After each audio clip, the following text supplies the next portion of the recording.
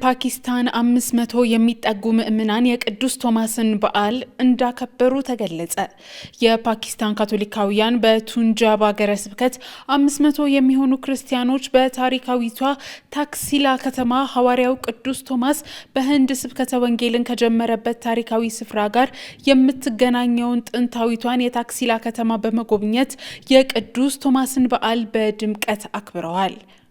በጉንጅራን ዋላ ከሚገኘው የቅዱስ ፍራንቺስኮስ ዣንፌር ቁምስና የመጡት እነዚህ ምዕመናን ሰኔ 27 ቀን 2018 ዓ.ም በ8 አውቶቡሶች ተጉዘው የደረሱ ሲሆን በበዓሉ የቁምስናው ቆሞስ ክቡር አባ ዮሴፍ ያዕቆብ ወንጌል ወደ ዓለም ዳርቻዎች ሁሉ የደረሰው በክርስቶስ ደቀ መዝሙርት አማካኝነት ነው፣ ይህ ተልእኮ ዛሬ ለእኛም ተሰጥቶናል በማለት ተናግረው ምዕመናን በፓኪስታን የሚገኙትን የተለያዩ የጉብኝት ስፍራዎችን እንዲጎበኙ አበረታተዋል።